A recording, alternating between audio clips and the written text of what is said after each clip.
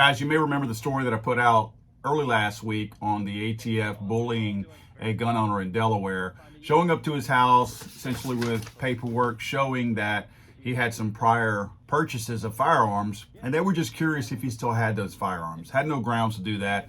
According to everybody, the fact that they didn't have a warrant showed that there was no, quote, ongoing investigation. So it was just one of those things where you just felt like they were flexing a little bit on this guy and didn't have any real reason to. In fact, they were pretty much sent away relatively quick. They asked to see a few guns. They saw one gun and they said, hey, everything's good, and we left. Well, I made calls to the ATF, got zero response.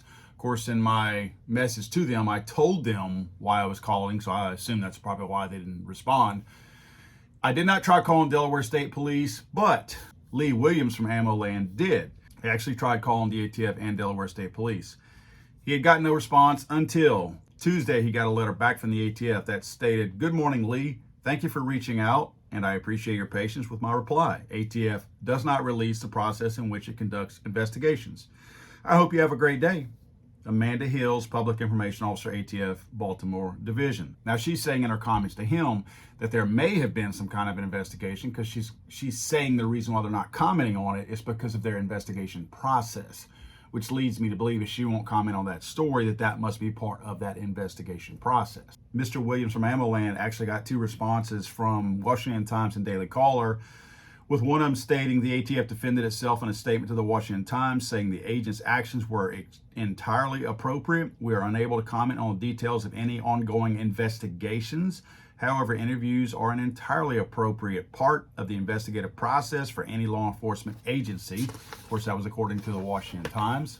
The Daily Caller got a response that said a spokesperson for the ATF said they are unable to comment on the details of any ongoing investigation. However, interviews are entirely appropriate part of the investigative process for any law enforcement agency. On Wednesday night, another letter was sent from the ATF that stated the Delaware State Police partners with the Bureau of Alcohol, Tobacco, Firearms, Explosives, VA Task Force model to help combat gun violence in our state by investigating potential illegal gun purchases made by individuals on behalf of others who are prohibited from purchasing or possessing firearms, also known as straw purchases.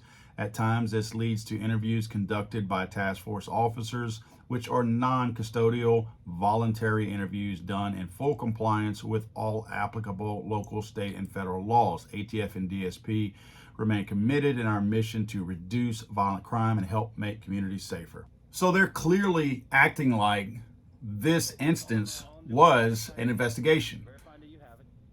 Okay, how much grounds did they have to conduct this investigation? Because again, no warrant was obtained for this, quote, investigation. And stating that this is voluntary, if they were more clear about this by telling this gentleman when they walk up to his front door and say, look, you don't have to answer anything that we have to say, then maybe that's how they ought to conduct that, rather than making it sound like the guy was just so eager to give them information. The man was intimidated. The man was bullied, as the title of my video stated. And that's why he gave any information whatsoever, because he didn't know if he could or couldn't. They say ignorance of the law is no excuse. Well, it goes the other way too. It's no excuse for you to take advantage of the fact that somebody may be ignorant of the law and to push any kind of perceived authority that you may have based on that ignorance. You have to wonder if the anti-gun funded and supported Steve Dettelbach, who is the new ATF director, who was just appointed a couple of days prior to this visit. Because remember, we haven't seen or heard of any of these other types of visits in the past. That was the first one. We have to wonder if this isn't the ATF flexing or them showing their new policies and how they're planning to implement some of their new policies based on the assignment of, again, their heavily backed and supported and financially funded candidate, Steve Dettelbach, that the anti-gun movement has supported for many, many years, now being the ATF director. Kind of makes you wonder if this isn't a sign of things to come.